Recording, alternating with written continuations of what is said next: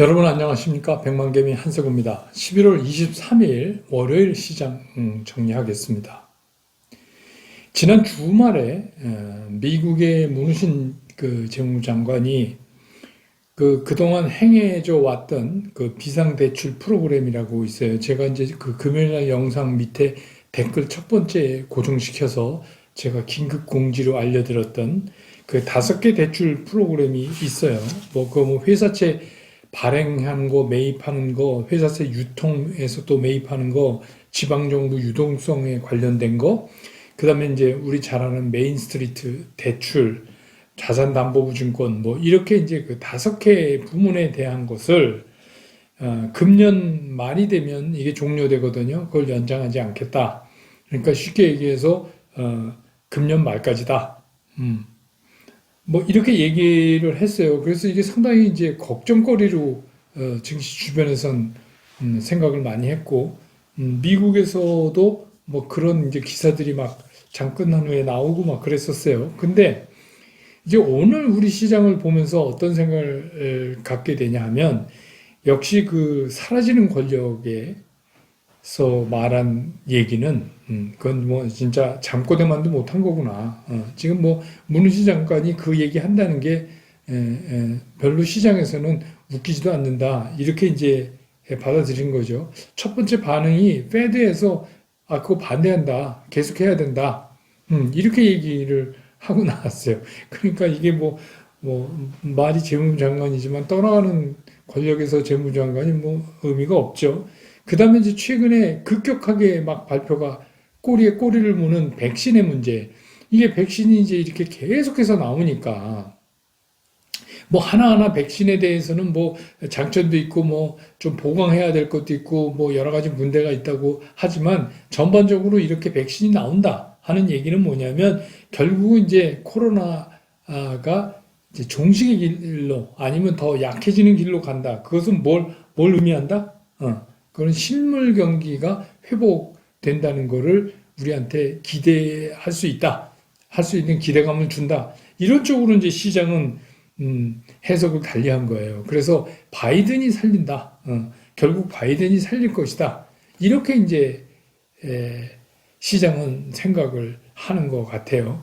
그런데 이제 그 주말이니까 이 시장이 우리부터 아시아 시장부터 시작이 되잖아요. 특히 이제 최근에 월스트리트에서 붐처럼 불기 시작한 이제는 이제 이머징 마켓 아시아에 그래서 뭐 대만이나 우리나 뭐 이런 데로 주로 투자를 해야 된다는 게 이제 붐 불듯이 그리고 많은 애널리스트들이 그런 거에 관련된 뭐 글도 쓰고 뭐 주장을 하고 막 그랬어요. 그러니까 지금 이제 미국의 상태가 되게 웃기는 상태 아니에요.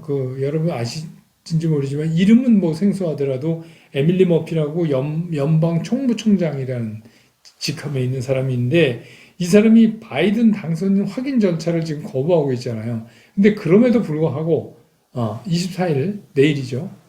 미국 시간 24일 날 바이든이 내각을 발표하게 될 것이다.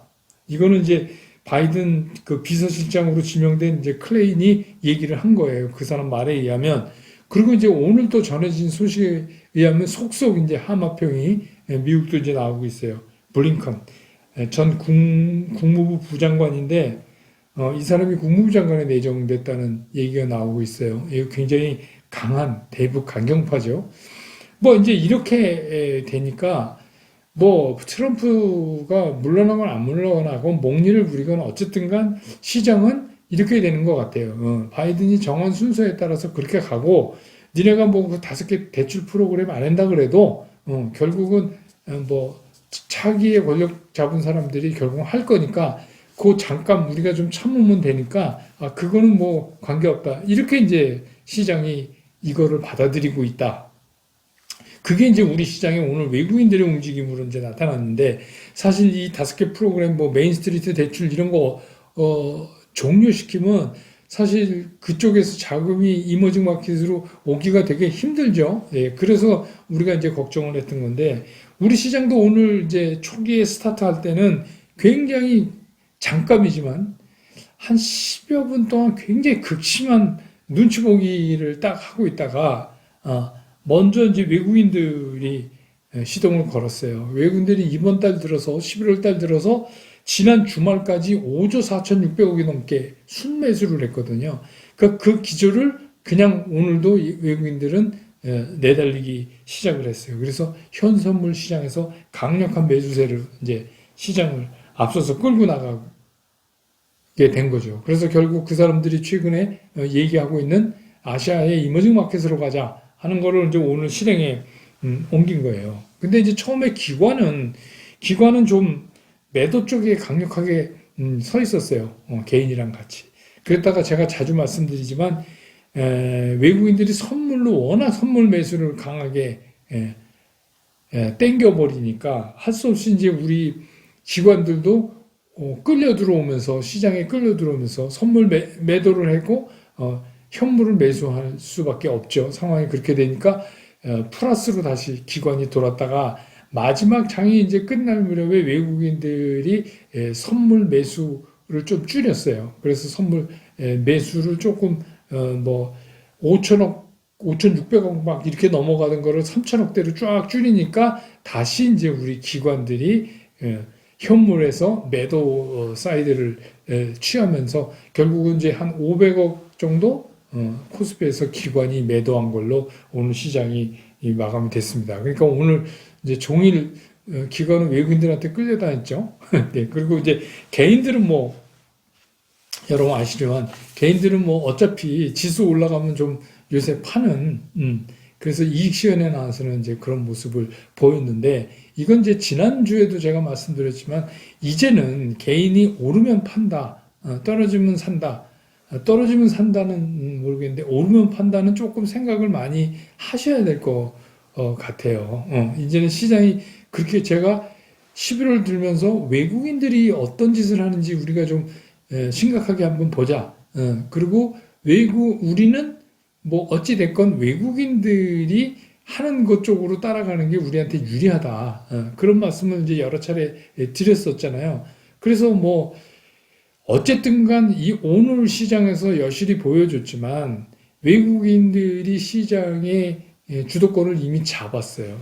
잡았으니까 이제 뭐 오늘도 외국인들 얼마예요? 거의 9,800억 코스피에서만 그러면 거의 1조인데 그러면 뭐 이번 달 들어서 거의 6조 넘게 6조 한 3, 4천 산 거 아니에요? 외국인들이 순매수를 엄청난 거죠. 그러니까 지금은 그럼에도 불구하고 연초에 비하면 외국인들이 갖고 있는 주식 수가 뭐 한 10몇 조, 17조 뭐 이 정도 적을 거예요. 그러니까 아직도 살 수 있는 여력이 많아요. 그래서 이제 요즘 이제 제가 제일 걱정하는 게 뭐냐 하면 왜 이렇게 장이 이렇게 좋은데 필요 없이 자꾸 장에다가 브레이크를 거는 그런 게 있어요. 그건 이제 왜 그러냐면 제가 이 올 들어서 봄에 이제 코로나 팬데믹 나고 나서 시장을 볼 때 이거 유튜브 해야 되겠다라고 결심하게 된 계기죠. 왜냐하면 자꾸 사람들이 그동안에 장기적인 박스권을 우리 시장이 왔었기 때문에 이런 어마어마하게 이렇게 상승하는 그런 상승의 장을 경험하지 못했어요. 십몇 년 동안. 그렇기 때문에 최근에 있는 뭐 애널리스트나 아니면 뭐 시장을 뭐 분석하는 사람들이 자꾸 필요 이상으로 자꾸 이렇게 멈칫대거나 그래서 그때도 뭐 V자 반등 없다 그랬잖아요. 그래서 이제 몇 차례 아니다 근데 그걸 계속 뛰어넘으면서 8월까지 주시장이 내달렸어요. 그래서 이제 주시장이 2개월 정도 조정받을 때 그렇게 좀 비관론으로 했던 사람들은 아주 기분 좋았죠. 그거 봐라, 내 말이 틀렸냐, 이제 끝났다. 그런데 여러분, 근데 이제 여기서 중요한 게 뭐냐? 그때는 외국인들이 동참해주지 않았단 말이에요. 그런데 조정이 끝나고 외국인들이 앞장서서 이렇게 시장을 끌어올리기 시작했어요. 그럼 오늘 지수로 보면 얼마입니까? 2602.5로 끝났어요. 그러면 2018년 1월에 했던 2607인가 이제 거기에 거의 가까이 다가선 거고 또 삼성전자 같이 무거운 것도 오늘 또 신고가를 냈잖아요. 이거에 이제 의미하는 바가 크다. 그런데 이제 항상 그렇지만 시장이 잘 갈 때 뭔가 뭐 걱정하는 듯한 우려되는 듯한 얘기를 한번 인슈런스로 탁 던져놓으면 되게 좀 멋있어 보이죠. 그리고 사람들이 또 그런 거에 많이 환호를 해요. 왜냐하면 뭐 다 잘 나가는데 오늘도 역시 잘 나갑니다. 내일도 잘 갑니다. 이렇게 얘기하면 재미없잖아요. 근데 거기에다가 왜냐하면 주식시장이 되게 겁나는 곳이니까 한번 워닝을 탁 이렇게 하면 되게 폼나고 또 그게 맞으면 갑자기 뭐 주식시장의 스타가 되기도 하고 뭐 그러죠. 근데 제가 보기엔 그건 아니다 이거예요. 지금은. 그래서 저는 뭐 스타 될 일도 없고 지금 뭐 제가 스타 돼서 뭐 하겠습니까? 근데 저는 이제 여기서 개인 투자가들이 다치지 않아야 된다는 거예요. 여러분 주식 투자를 하면 주식 투자가 매일 조금씩 돈을 버는 것 같지만 그렇지가 않아요. 주시장은 벌 때 벌어야 돼요. 그러면 벌 때 벌어야지 굉장히 힘든 기간을 또 이렇게 우리가 건너갈 수 있고 그런 거거든요. 근데 벌 수 있을 때 이상한 짓을 하면 그럼 이제 돈을 못 버는 거예요. 자, 이제 오늘 시장 보면 이런 거예요. 그럼 외국인들이 뭘 샀냐? 이거를 이제 제가 계속 눈여겨봐야 된다 했잖아요. 오늘은 뭐 수출 실적, 이번 달 초부터 20일까지 한 수출 실적이 발표됐잖아요. 거기에서 보면은 반도체가 제일 좋아요. 전년동기 대비 21포인트가 넘는 그런 이제 상승을 했어요. 그리고 또 막 분석하는 분들이 내년도에는 D램 수급에 상당한 문제가 있어서 부족 현상을 나타낼 거다. 뭐 이렇게 되니까 이제 반도체, 그 다음에 이제 2차 전지, 이거를 집중적으로 중심으로 매수를 했어요. 물론 제가 얘기하듯이 다른 것도 좀 있습니다. 다른 것도 있는데 어쨌든 주 타겟은 이 둘을 집중적으로 때렸어요. 그래서 삼성전자가 67,500원에 끝났잖아요. 이거요. 11월 초 대비 20% 올랐어요. 그러니까 제가 여러분들한테 항상 말씀드리죠. 자꾸 쓸데없이 왔다 갔다 이사 다닐 필요도 없고 누가 뭐가 좋다 그러면 또 뭐 글러가고 야 이제 얘네는 다 끝났어 뭐 이러면 또 딴 데 가다가 또 이랬다가 막 이러면 주식 투자에서 돈을 벌 수가 없어요. 더군다나 요즘 같은 장에서는 더더욱 그렇습니다.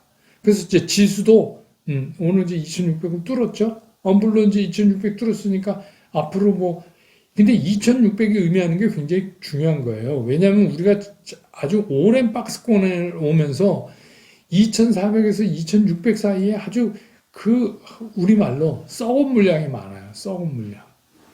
그래서 이제 그게 털리면 어떤 현상이 일어나냐면 갑자기 아무것도 없어지는 거예요. 우리가 뭐 이렇게 전쟁을 하는데 적군이 막 있다가 그 선을 딱 넘어가면 갑자기 아무도 없는 거예요. 그러면 어떻게 해요? 그냥 막 달려요. 근데 이제 지금 앞서가는 놈들은 삼성전자, 2차전지 뭐 이런 것들이 앞서가지만 그 방어선이 뚫리기 시작하면 모든 종목이 다 가는 거예요. 그러니까 제가 이사 다니지 말라. 포트폴리오 구성해 놨으면 이사 다니지 말라. 그 종목이 제가 얘기했던 어떤 범주에만 들어가면 그것들 나중에 다 오르니까 오늘 이게 오르고 내가 가진 종목 안 올랐으니까 또 내가 가진 종목 팔고 일로 가면 또 그게 반대로 되는 거다. 이런 말씀은 제가 계속 드리잖아요.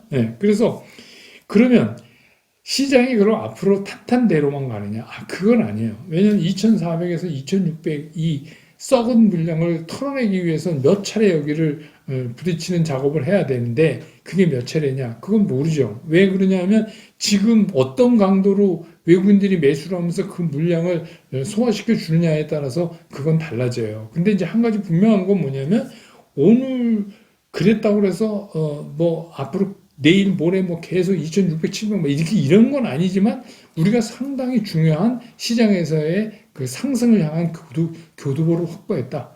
이거 군대 용어인데 교두보를 확보했다 이렇게 볼 수는 있어요. 그거는 의미가 상당히 있습니다. 그래도 연말까지 시장의 불확실성은 상당히 많아요. 여러 가지 있잖아요. 제가 이제 이번 주만 해도 여러분 말씀드린 거 있잖아요. MSCI 그 신흥국 지수에 편출입됐는데 우리는 0.3%가 줄었잖아요. 그렇기 때문에 그게 금액으로 환산하면 한 4, 5천억 됩니다. 제가 그 말씀드렸죠.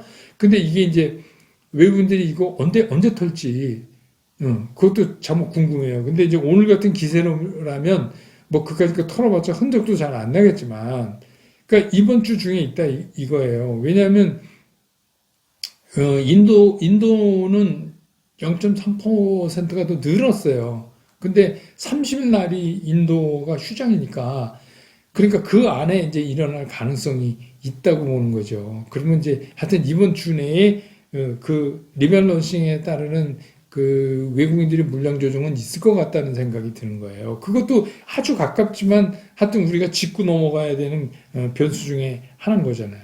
그런데 오늘 이제 시장을 보면서 느낄 수 있는 건 뭐냐면, 그럼 뭘 택한 것이냐? 그럼 우리는 뭘 택해야 되냐? 이런 거예요. 앞으로 그거 말고도 아주 그 자질구레한 노이즈가 계속해서 나올 거예요. 나올 거고, 이제 제가 말씀드렸듯이 12월 둘째 목요일 선물 옵션 만기 지나고 연말까지 우리 내부에서는, 우리 시장에서는 한 1조 5천억에 해당되는 그런 이제 대주주 회피 물량 같은 것도 받아내야 되는 것도 있다고 말씀드렸잖아요. 그러니까 그런 것들이 전혀 없는 건 아니지만 시장 참여자들은 어떻게 택하고 있느냐? 그래, 짧은 고생은 내가 하겠다. 그렇지만 긴 기쁨을 내가 얻겠다. 짧은 고생하고 긴 기쁨 얻겠다. 이거예요, 정리하면 시장을. 그러니까 시장의 참여자들의 컨센서스가 그렇게 변한다 이거예요. 그러니까 여기 자질구레하게 오는 힘들고 뭐 주가 오르내리 부침 이런 거, 이건 난 좋아. 이거는 내가 감수하겠어. 그 대신에 이거 지나고 내년 들면서 달릴 때 나는 그때 긴 기쁨을 획득하겠다. 이런 쪽으로 이제 간다는 거죠. 그러면 이제 오늘 제가 말씀드렸지만 중요한 게 뭐냐면, 그럼 외국인들이 뭘 샀냐? 반도체, 필두리, 2차전지 뭐 이런 거 샀잖아요. 그리고 뭐 딴 것도 많이 샀어요. 카카오, 네이버 다 외국인들 샀고, 삼성전자, 하이닉스, 또 LG화학, SDI, 뭐 셀트리온, 현대차, 모비스, 심지어는 아모레, 퍼스픽까지, 신라호텔 뭐 이런 것도 사고, 그다음에 뭐 조선에서도 일부 사고, 뭐 하여튼, 그러니까 문제는 뭐냐? 외국인들이 사는 것들을 들여다보면 어떤 것들이냐 하면 공통점이 경쟁력을 갖고 있느냐 이거예요. 경쟁력. 이거 뒤집어서 얘기하면 성장성이 있느냐. 경쟁력이 있어야 성장성이 있죠. 그죠? 예. 그러니까 경쟁력이 있느냐. 괜히 그냥 따라붙어서 가는 거냐. 아니면 이게 어디 내놔도 할 수 있는 경쟁력을 진짜 갖고 있는 회사냐. 그 얘기는 뭐예요? 앞으로도 돈을 벌 수 있느냐. 그거죠. 성장성이 있다는 얘기죠. 두 번째, 근데 돈 얘네 지금 버냐? 이건 뭐예요? 실적. 실적이 나쁜 거는 아예 껴주질 않는다는 거예요. 이 두 가지에 맞는 거면, 그게 제가 말씀드린, 이게 무슨 컨택, 언택, 이런 얘기, 이제 이거 너무 촌스러워요. 지금 이제 또 와서 무슨 뭐 코로나 뭐기가 사람이 늘어나고, 사람이 이렇게 코로나가 더 늘어나고 환자가, 그럼에도 우리는 이 안에서 백신이 나오기 때문에 결국 궁극적으로 실물 경기 좋아질 거를 우리는 상상하잖아요. 그게 주식 투자를 하는 사람들의 생각인 거죠. 그러니까 지금 단기간에 그런 힘든 거, 고생은 내가 택하겠다.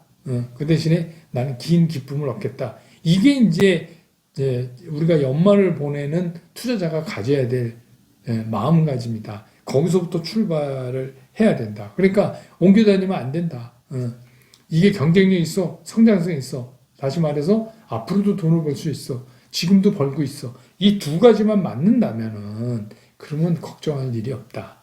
이제 한 가지 이런 거 있어요. 부분적인 이익 실현. 근데 이제 그림을 그려보면 이게 그냥 우상향해서 쫙 해서 이렇게 주가라는 갈 수가 없잖아요. 가다가 좀 이렇게 했다 또 뭐 조정받고 가고 뭐 그러잖아요. 그러면 요걸 그림같이 팔아서 밑에 오면 또 사서 또 뭐 이렇게 가서, 이거 뭐 이론적으로는 가능한데, 그래서 이제 뭐 제가 이제 뭐 이거 예를 들어 좀 가슴 아픈 건데, 개인 투자가들이 최근에 제일 많이 산 종목이 고버스예요.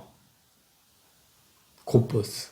여러분 알죠? 인버스 더블 가는 거예요. 떨어지면 더블로 보는 거. 이거 저는 그게 이제 아까 제가 말씀드린 괜히 이런 때 이렇게 탁 위험한 거에 의견을 내면 괜히 그게 그럴듯해 보이고 뭐 막 그러거든요. 근데 주식시장은 또 그런 게 아니에요. 주식시장은 케인즈가 말했잖아요. 미인 투표론, 뷰티 콘테스트. 그 뭐냐면 내 의견이 중요한 게 아니라 시장 참여자들이 다 뭘 말하고 있냐. 그러니까 내가 이쁘게 보이는 사람이 이 미인대회의 최우수상을 타는 게 아니라 이 참여자들이 다 공통적으로 이쁘다고 하는 사람이 미인이라는 거예요. 그러니까 뭐냐면 시장 참여자들이 다 시장이 좋다고 그러는데 혼자서 막 고버스 이렇게 하면 어떻게 돼요? 리스크가 증가하죠. 물론 이제 그게 다 리턴으로 돌아오면 좋겠지만 모든 사람이 그렇게 되는데 그게 리턴으로 돌아오는 확률은 점점 떨어진다. 그래서 뭐 이런 거 있어요. 제가 이제 증권회사 이때면 뭐 증권회사 뭐 이렇게 약정도 하고 뭐 그래야 되니까 좀 저거 하면 뭐 파십시오. 뭐 이익 시연 좀 하십시오. 이런데 저는 뭐 지금은 그렇게 해서 뭐 이게 빠지면 사고 오르면 팔고 이런 거는 아닌 것 같아요. 그것도 이제 지금 지나가고 있는 것 같아요. 뭐 일부 가지고 부분적으로 이익 시연하는 거, 아니 뭐 이건 내가 완전히 트레이딩으로 걸었다, 메인 포트는 아니다라고 생각하는 거는 일부 할 수 있지만, 저는 그거를 별로 이제부터는 권장해드리고 싶은 생각이 별로 없어요. 왜냐하면 그렇게 해서 그림같이 산다. 이게 현실적으로 되게 어려울 것 같다는 생각이 드는 거예요. 왜냐하면 시장은 항상 우리보다 빠르거든요. 시장은 항상 우리보다 빠릅니다. 우리 생각보다 훨씬 빨라요.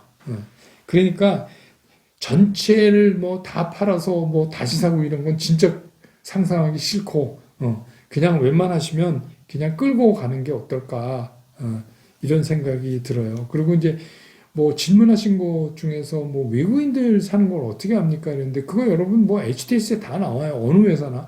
증권회사마다 조금 방식은 다르지만 찾아보면 나오는데 한 가지 이제 조심하셔야 될 게 있어요. 뭐냐면 외국인 순매수 순위, 뭐 순매도 순위 이런 거에 잘못된 데이터가 있어요. 그게 뭐냐면 그거는 순매수 부분만 그냥 위에서 금액별로 이렇게 끊어내는 거잖아요. 근데 요즘 보면 외국인들도 파는 애들도 있고 사는 애들도 있어요.